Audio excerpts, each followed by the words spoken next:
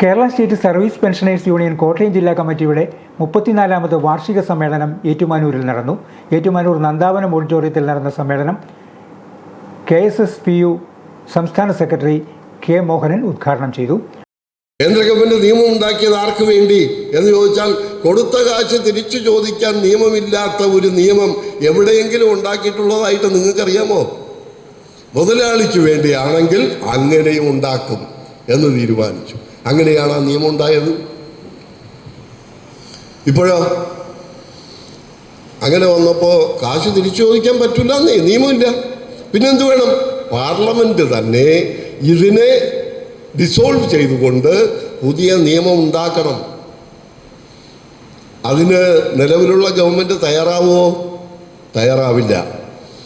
നിലവിലുള്ള ഗവൺമെൻറ് ആണല്ലോ കൂടുതൽ കൊടുക്കാൻ തീരുമാനിച്ചത്. നിങ്ങൾ ഓർമ്മയില്ലേ? മോഡി ഗവൺമെൻറ് വന്ന ഉടനെ തന്നെ ഗവൺമെൻറ് വിഹിതം 14% ഏത് 10% കൊടുത്തുകൊണ്ടിരുന്നതാണ്. മോഡി ഗവൺമെൻറ് വന്ന 2014 അത് 14% ഗവൺമെൻറ് വിഹിതം. അപ്പോൾ എത്രയായി? 24%. കഴിഞ്ഞ 6 മാസം മുമ്പ് വീണ്ടും തീരുമാനിച്ചു. എന്താണ്? പുതിയ UPS ആരംഭിച്ചു. Unified pension scheme India government ആരംഭിച്ചു.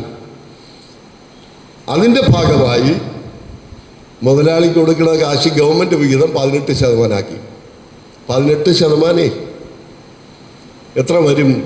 ഇന്ത്യയിലെ മുഴുവൻ സംസ്ഥാനങ്ങളിലെയും ജീവനക്കാരുടെ ശമ്പളത്തിൻ്റെ 28% മുതലാളിക്ക്, ഞാൻ നേരത്തെ പറഞ്ഞതുപോലെ, പെരിയാർ ഒഴുകുന്നത് പോലെ അനർഗളമായി ഒഴുക്കി കൊടുക്കാൻ.